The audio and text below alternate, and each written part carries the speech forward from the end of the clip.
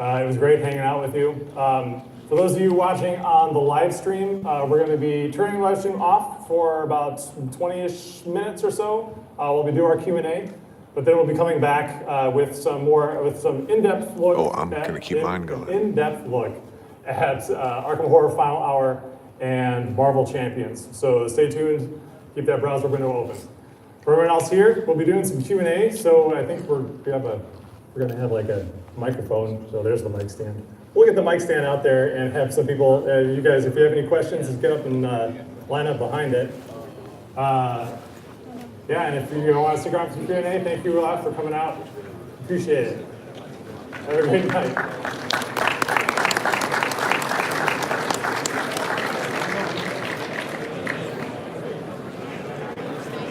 I think so.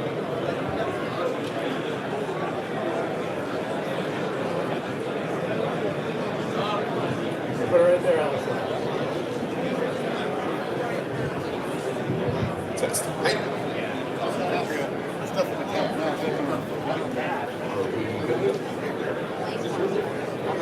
Can I ask multiple questions? Yeah. Two? Okay, so I have a kind of a two-part question. First one, my name is Crabbok, I do YouTube and I cover all your Star Wars games. Thank you for the Super Star Destroyer. I got one from San Diego Comic-Con, it was amazing, it's the greatest thing ever. Awesome. With the lessons learned from some of the delays for making a huge ship like that, what impact does that have on your ability to maybe do more huge ships? Like, is that something that you guys are still considering, or can you talk about that? Well, I mean, we don't have any plans to do anything as large as the Superstar Destroyer. Obviously, that's like the most iconic thing, and it's very expensive to make and purchase. So, we don't have any plans to do anything that big, but the Starhawk, the Nidiri Starhawk is also very, very large. Oh, it looks great. So really, the biggest thing we learned from that is that, you know, tooling takes a long time. And the fact that they only have so many tooling machines. And if you have too many tools, then it can take a very long time. So. And the second part, I won't too much, is last year I was up here and first thing I asked you was Armada Clone Wars, which you guys have announced that you're working on, and that's awesome. I want to thank you for that as well. Yeah. But we didn't hear, I know it's probably not ready, I don't know, because you didn't mention it, but is there anything you can tell us, like what direction is it going to take?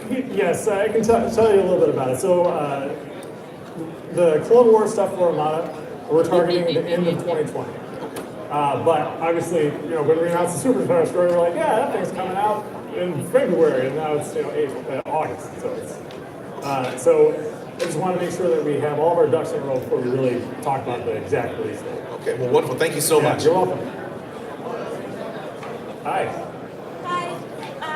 First off, thank you for all the wonderful games you make. My husband and I are huge fans of quite a few of them.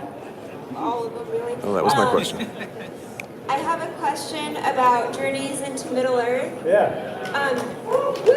Do you have a plan to release any of the iconic female characters, like Arwen, Eowyn, or Galadriel in the future? Possibly. Thank you very much again for everything you do. Yeah, you're welcome. Hi there. Hi. I just wanted to ask if you could comment on a couple of things. First is Twilight Imperium, possible campaign setting for Genesis, maybe? So we have a list of like all of our, so obviously we're working through our IPs, and Okay. it's on the list. So it's just a question of when we get to it. Our RPG team is pretty small. Okay. But yeah, it's definitely in the queue. It's just I'm not sure exactly when it'll happen. Okay, and Lord of the Rings, the living card game, is that going to be completed after Shadow's cycle is done? So we'll have more to say about Lord of the Rings and the future of that Okay. next year. Okay, and the last thing I wanted to say, is there any possibility we get an Armada-style campaign box for Legion so we can do some Legion campaigning? Well, we'll see. All right. Thank you. Hi, thanks for everything you guys do. I just love everything. But nothing about L5R tonight, so I was wondering, is there any, like last year you guys gave us the release schedule and all we've gotten is Crab Pack, so anything you can share? Yeah, so I mean, we have, so through all of 2020, we have releases pretty much every month. So for, the third cycle, we've gone back to like a pack a month. Yeah, we'll have more stuff, coming out throughout all of next year. Like I mentioned at the top, we're not talking quite about everything in the in the presentation. But we do have more for L5R, not only for the card game, but for the RPG as well. Okay, thanks. Yeah. Hey there, big fan. Great announcements tonight. Just a couple things, probably a total long shot. Can you, and I'll judge based solely on your inflection, so you don't have to say yes or no. Any possible, maybe, announcements for a TI4, especially some more Galaxy tiles, anything like that? Like tonight? No, just, is anything being cooked up? Is anything, or is TI4 just kind of a standalone product until TI5 Well, in 10 years? TI4 is a standalone product. Well, sure, that's fair. But, no, I'm not ready to talk about that Okay, tonight. sure. But Thank yeah, you. This was a long shot. It was a good Yeah, question. I had to ask. Good question. Hi, I was just wondering if you had anything prepared to discuss the future of Game of Thrones LCG. No, so stay tuned for that as well. So we'll be talking more about like the future of Game of Thrones soon. Thank you. On the website. Yep. Hi, forgive me if this takes me a minute to get to the point of this question, but recently you've been offering pre-order incentives, free shipping for products that can be obtained in local stores.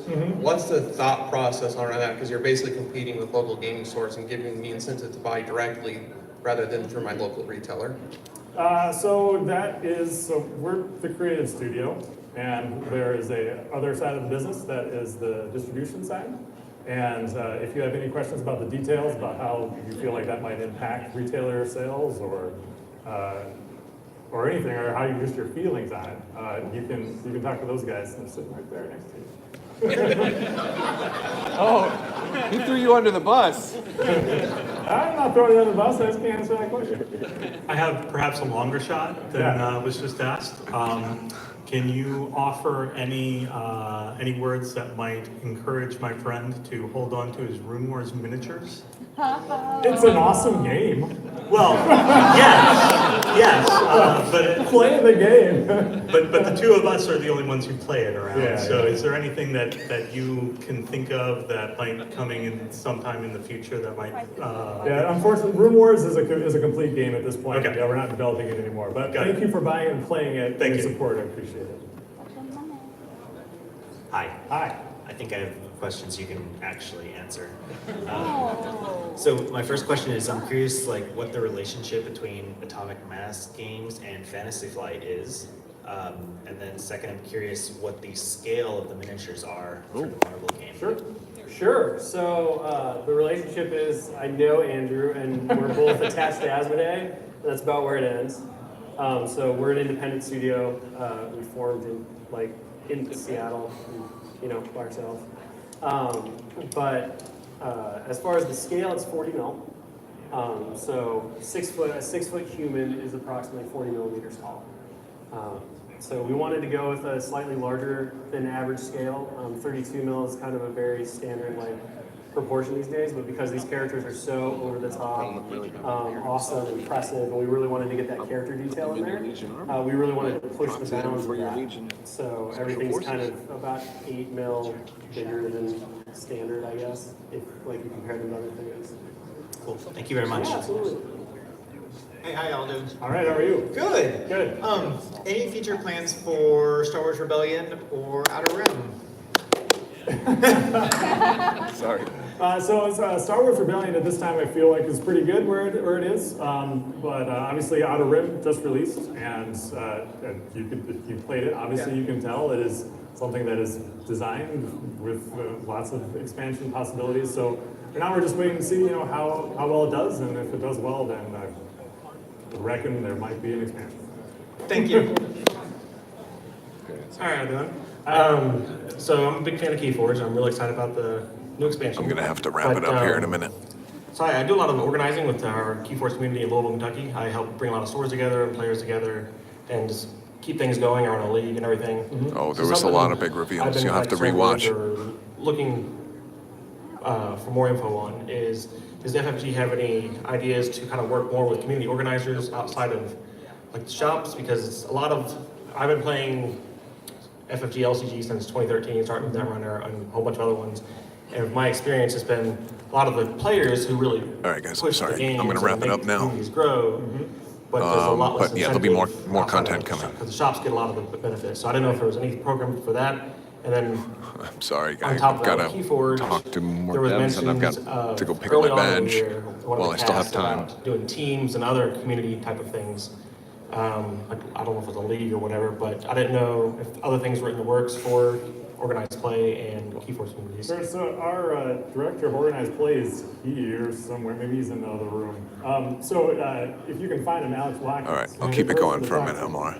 Obviously, talking about encouraging the community. You guys talked me into it. Incentivizing the fans who drive a lot of that, like, organization, to me sounds great. And we'll have more to say about, like, the future of FFG organized play in the years, in the year to come. The last couple of years, frankly, hasn't been great. So we're trying to make things better. And I think a lot of what you said there really kind of hit the nail on the head. Sure. So so we actually we recognize that. I recognize that, and we're working to make it better.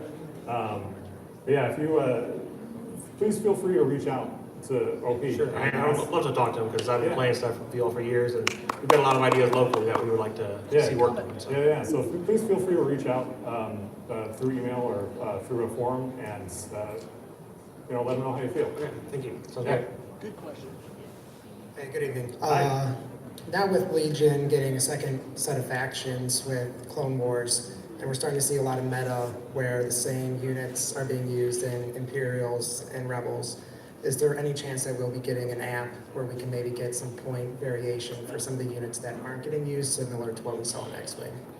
So we're not going to do another app. That X-Wing app is very difficult to make and very expensive to maintain. But we're going to take the same approach with Legion that we've done with pretty much all of our competitive games, where if we need to make balance decisions and change point costs accordingly, we will. So There's only like 2 people left in line to ask questions, and that'll be the it. development team and the OP team pays a lot of attention to that kind of thing. Or So maybe if they 3. feel like there actually is something that needs to be addressed, they'll absolutely address it. All right, cool. Thank you. Good evening. Hi. The screen may have cut out if there was in fact a slide, but that beautiful GM screen, wasn't any mention as far as a price point or a release time. Do you guys have that at that time? Yeah, so it's releasing the same time as the expanded player's guide. Okay. And I think it's $19.95. $14.95. $14.95, I think. Perfect. Thank you much. Yep. All right, last question. Hi there. Hi. Big fan of your Star Wars products. Do you have anything that you can talk about for Imperial Assault, specifically physical product? No, actually, we talked about that at our Star Wars Celebration panel. So at present, we're currently not developing any physical products for Imperial Assault. Okay. All right. Thank you, everyone. Log on for the Q&A. All right, that's it, guys. Thank you so much for watching. I'll see you around. Make sure to say hi. I am gonna, let's see. Can I take you guys with me? All right, I'm gonna take you guys with me. We're gonna go talk about. So if you just joined towards the end, lots of stuff. X-Wing Wave 6. We're getting the Fireball and the Red Interceptor, and so that, and then some reprints. And we're also getting the Starhawk for Armada. We are also getting the Onager Star Destroyer, which is awesome. And I'm gonna see if I can give Andrew Navarro some lightsaber nunchucks. Dio, what's up, man?